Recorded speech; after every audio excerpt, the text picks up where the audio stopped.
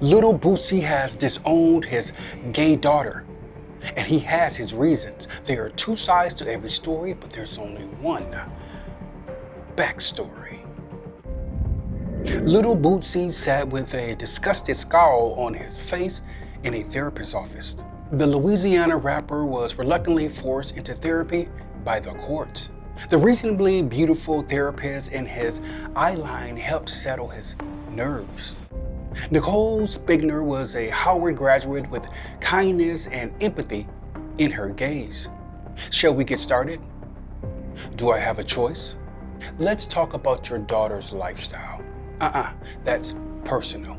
Well, the court's ordered you here. I suggest we make the best of our session. Why does it bother you that your daughter is gay? Boosie's nostrils flared, his blood rippled under his deep mahogany skin. I just think a woman belongs with a man. It's God's plan, not mine. Nicole jotted down her observations while examining the self-inflicting discomfort on his face. Why are you having an emotional reaction to her choice? Boosie peered incessantly somewhere on the other side of the room. Disoriented, a tinge of sadness washed over his face. Suddenly, her words startled him. Boosie, what are you looking at? Boosie had a brief hesitation before a delayed exhale. Okay, you want the truth? I'll give you the truth. I was 9, maybe 10 years old. A 10-year-old Boosie plopped down in front of his television watching Purple Rain. The stolen moments between Prince and Apollonia intrigued him. His oval-shaped eyes grew immensely stimulated by Apollonia's beauty.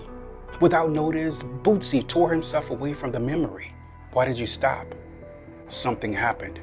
She was appealing, intriguing, mesmerizing, and so was he. Nicole leaned forward, engaged and interested. Did you find Prince attractive? I don't know. No. Why are you trying to make me like that? I'm not. Studies have shown that all humans are somewhat attracted to someone of the same sex, and I personally think it's designed that way. See, there you go with that agenda. What agenda, Boosie? The non-Christian emasculation of black men.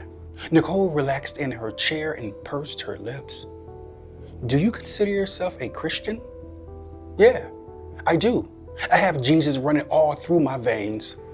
A fierce passion burned inside her. She was like a rumbling earthquake ready to erupt. So, was supplying your 14-year-old son with a stripper something that your God or your Jesus would condone? Her question gutted him. He raged with fire in his belly. I'm teaching him how to be a man. Sounds like neglect and possibly abuse to me. Nope, that's how my father raised me, and that's how I'm raising my kids. Those actions could cause permanent psychological issues with your son. Show me the proof. Where's the data? Boosie, life is about choices and only that. And your daughter has made her choice. The Bible says she'll burn for eternity. Do you really believe that? Yes, I do. It's a sin in God's eyes. Nicole cleared the angst in her throat. Have you heard of the law of duality? Duality means there are always two opposing forces. Up, down, east, west, hot, cold, gay, straight. The Creator designed it that way. You're pulling for straws, doctor. There is no way God made her gay. No, Bootsy. He gave her a choice, free will. Furthermore, life is only made up of two emotions, fear or love. Everything derives from these two emotions. You can't serve both. A disgruntled Boosie stood in place like a lost compass with no direction.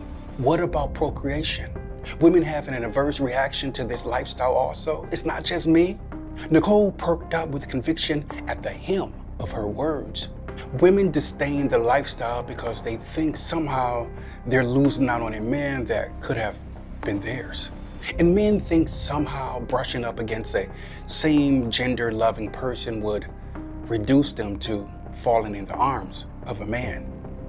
These two notions are false and predicated on fear. No, no, no, no, no. But God said, are you saying God make mistakes? Look, I love my daughter, but I don't agree with her lifestyle. Boosie, we see the world as we are, not as it is. Her words lingered like an invisible poison that choked him on impact. He relaxed his vocal cords, gently uncrossed his arms, and looked her squarely in the eyes. Okay. I was 17 and my best friend Chauncey invited me over to play Nintendo. I had known Chauncey since I was 7. He offered me a drink. As I took it, my hands touched his, and for a brief moment, time stopped. I tried desperately to break away from eye contact, but an indistinguishable force wouldn't allow it.